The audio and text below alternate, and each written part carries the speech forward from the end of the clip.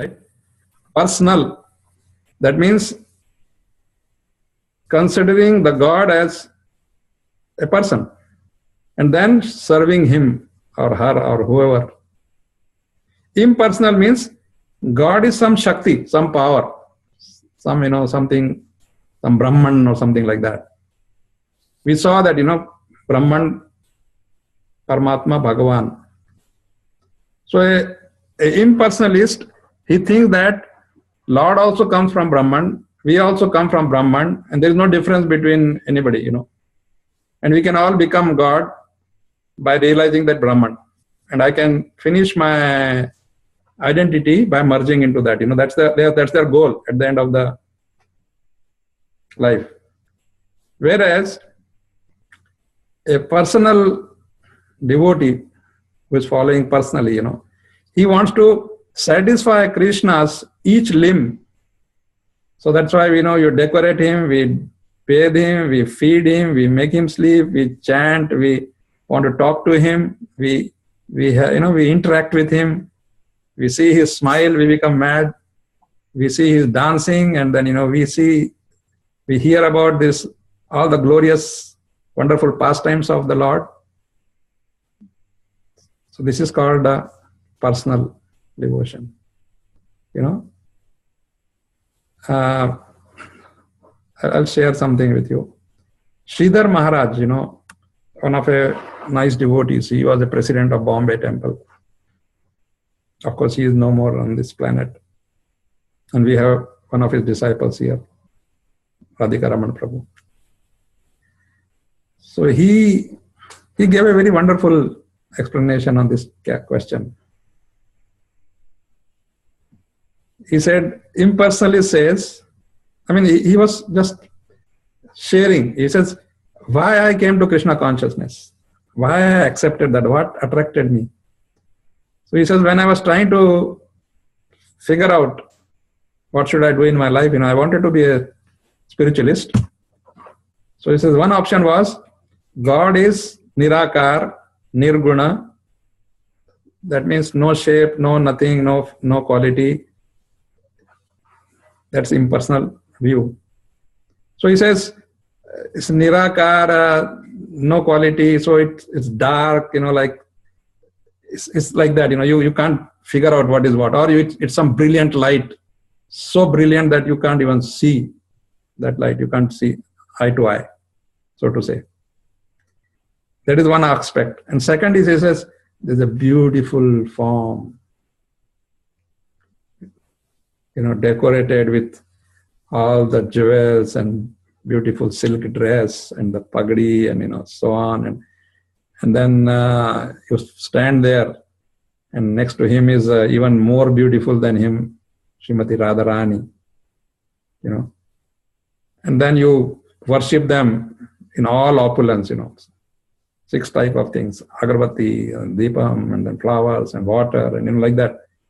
So he says, I was thinking to myself, which is a better thing?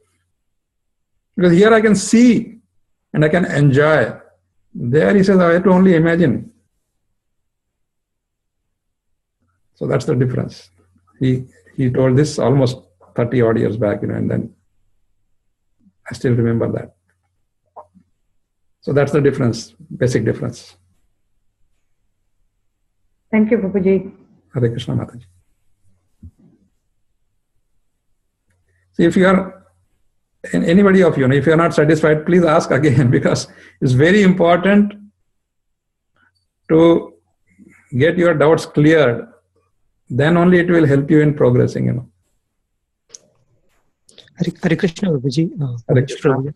Yes. Prabhuji, you mentioned we do service for getting, opportunity to do more service. Right. So how do we realize, what makes that to feel that way? How did the acharyas come to that conclusion? Very good question. See, we do a little service. Little. Yeah. Sometime, for example, people are eating prasadam and you take one pot and with a spoon and then you go and serve. And then, don't you get some satisfaction? I'm just simple question, right? Yeah. Yep. So once you get that satisfaction, your next question comes, how can I serve a little more? Then you find an opportunity. You ask whoever is the leader there or coordinator or something, Prabhu, Mataji, can I get a little more service? I really, if you are not enjoying, you would have got an excuse to go home. Oh, project is pending, or this is there, that is there, something, right? Yeah. And then that's what it is. That's the start. And then you get more and more and more of it. If suppose, for example, if anybody was asked a few years back, or whenever we started our Krishna conscious, to fast, like, today no food for you. And then you have to also work 8 hours. It was simply said, forget about it. I must have my breakfast, lunch, dinner, and in between also evening something. Right. But come Krishna Janmashtami or some festival, Narasimha festival, Gaur Purnima, whatever, we start the day. Most of the devotees do Nirjala. There's so much service on that day, You have to arrange, if you are attached to some temple, then the big crowd and managing the crowd, managing the food, prasadam, decorations, so on and so forth. And it's not midnight you're supposed to eat, but midnight is the abhishekam or arati, and then that goes on after that. Devotees are dancing and, ultimately feeding the guest. And so you get the prasadam only at 3 o'clock or 2 or 2:33, depending, Yeah. And you ask the devotee. I have never seen one devotee complaining that, what is this nonsense? You people did not feed me whole day, and now also you are delaying it. You can see the glow on their face. And I'm sure every one of us has experienced that. And as I said, this is we are doing at the very beginning, And these acharyas and now you're talking about, they have been doing it forever. And they naturally, somebody gives them a $10,000 job and say, come on, leave that and come here. Will they do it? They will say, okay, come on, yeah, that's a nice idea, this. No. In fact, they will say, okay, if I was to make that money, I was already there I left all that. Most of the people today in Kali Yuga, they have come from a material world into the spiritual. Nobody is born into a spiritual. Very few are born into a devotee family and then they get, How many devotees were there in the beginning? Very few. Okay? Yeah. Thank you. Hare Krishna. Hare Krishna. Hare Krishna, Prabhu. Yes. Yeah, Prabhuji. I just wanted to ask one thing. Mm-hmm. Like when we say we should do our activities to please Lord. Yes. Right? So when we sing His glories, people sometimes say that what kind of a God it is. He likes flattery. So how to justify that? Sometimes I didn't get good answer to for this question. So he likes flattery. What is wrong in that?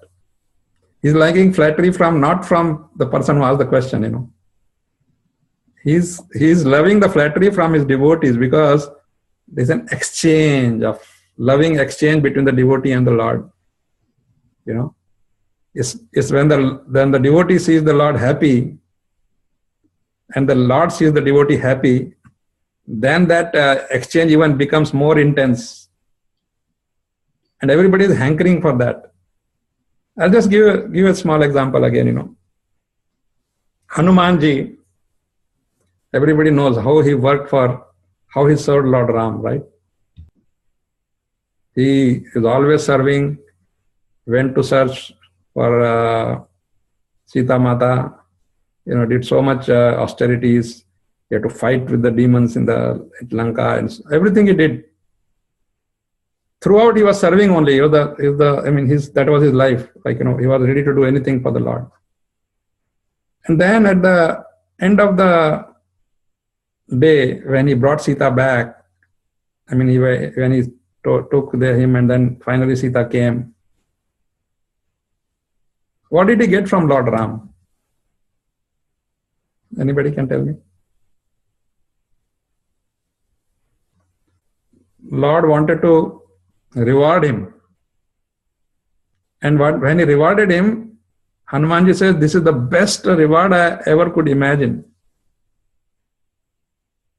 for all the hard work that he did. Anybody knows? Stay at his feet. Yes, please tell me.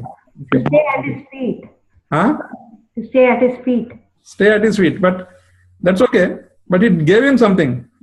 It gave him something physical, material. I think Sita Mata gave the pearl necklace.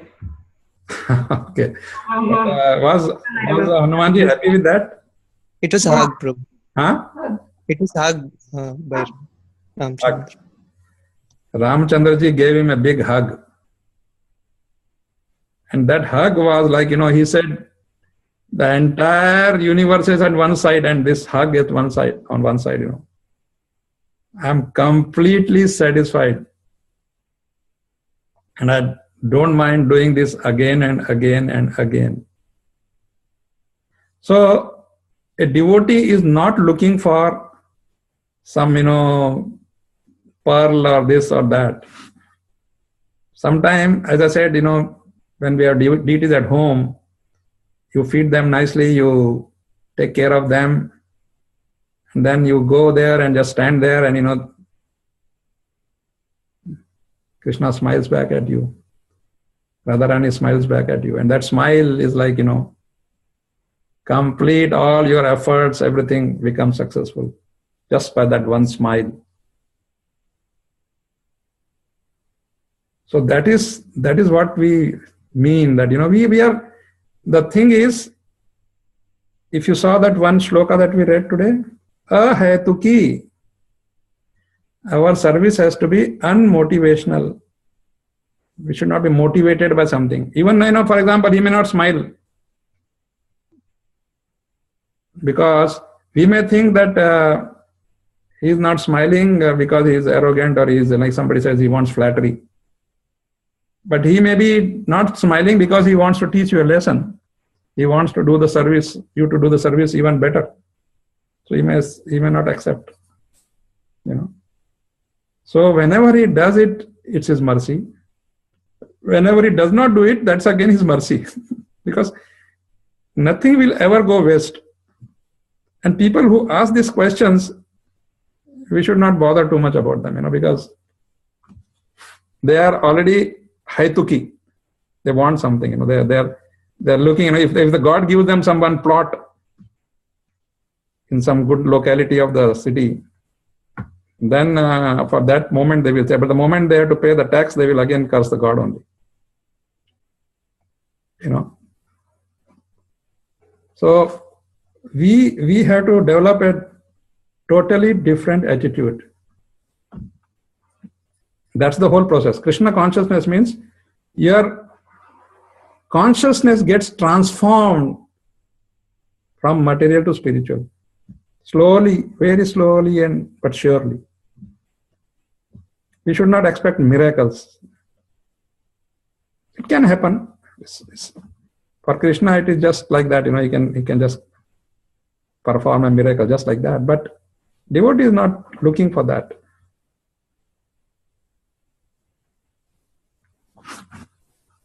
Thank you, Prabhuji. Hare Krishna. Thank you.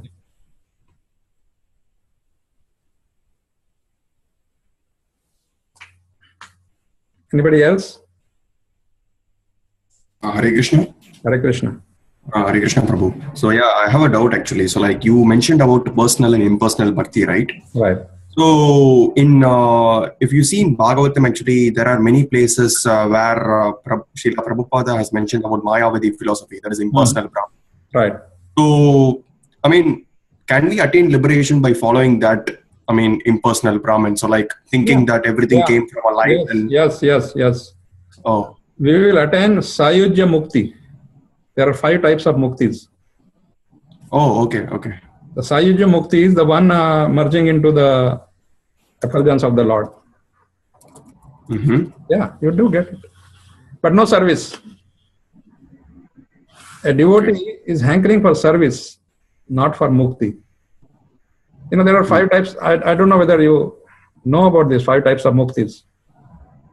No, Prabhu. Sayujya, Sarupya, Samipya, Salokya, Sarashti.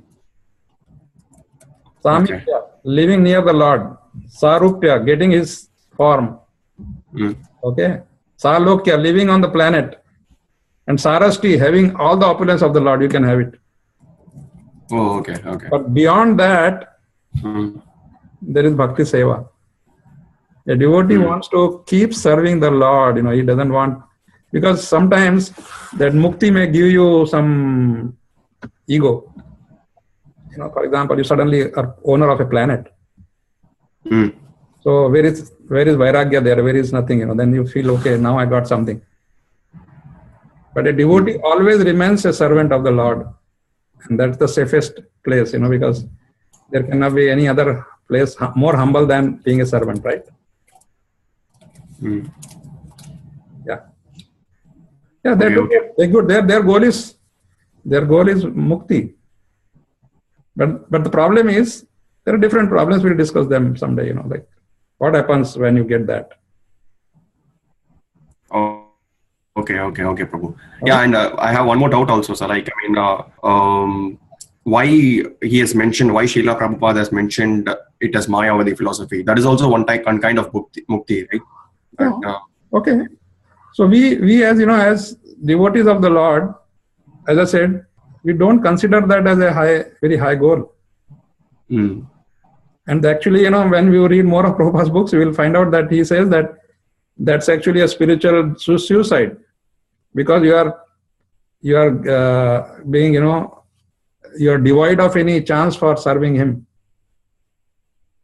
And it's like, you snatch away somebody's service. Okay, you are out of this place, so no more service for you, and you are free now. You are liberated.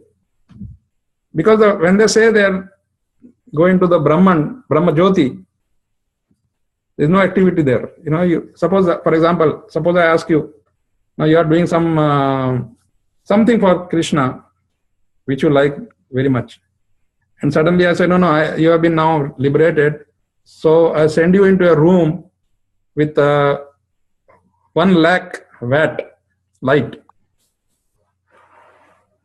Continuous light, nothing else but light. And you have to stay there. Will you like it? Oh yeah, we have to come back again. So something, okay. Because the soul cannot be, we know already through Bhagavad Gita, soul cannot be burned, cannot be merged, cannot be done anything, right? And soul's quality is to be active. That's why when it is in the body, the whole body is also active because of soul. So soul without action, Krishna says in Bhagavad Gita, for example, nobody can stay without working. Right? Nobody can stay, because that's the nature of the soul. So as you said, you have to come back, because you need that. You're missing all that, and you're saying, okay, enough of this light. Get me out of here. Okay. Then you come back, and then it is said in the Shastra that these people, they come and open some charitable hospital and this and that, because they want to serve. But they don't want to serve Krishna, so they take up serving somebody, Okay. Okay, Prabhu. Thank you. Hare Krishna. Hare Krishna. So I think we are beyond 1 hour now. And I don't know, I was telling 20 minutes, but I hope you will bear with me. So let's stop here today. Tomorrow again we are going to meet, hopefully. Thank you very much. Hare Krishna. Hare Krishna. Thank you, Prabhuji. Hare Krishna. Hare Krishna. Hare Krishna, Prabhu. Thank you. 1 minute before you go, please have darshan of Radha Sham Sundar. I will get to the darshan. Our altar.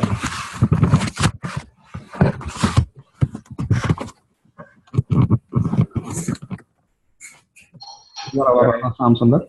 Sham Sundar ji ki jai. Hari Bol. Hari Bol.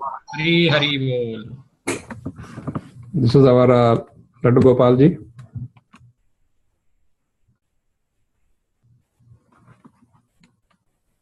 Gaur Nitai.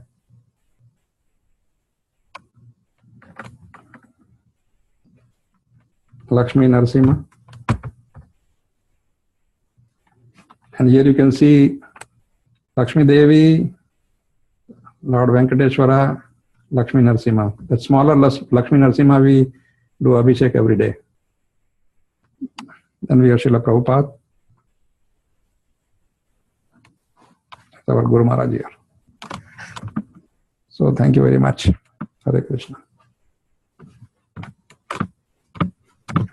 Thank you very much, Prabhuji. Every day we'll have the darshan because our daughter, she did the deity worship course in Mayapur, and she is now guiding my wife about which color to use on which day. You know, like there is a chart.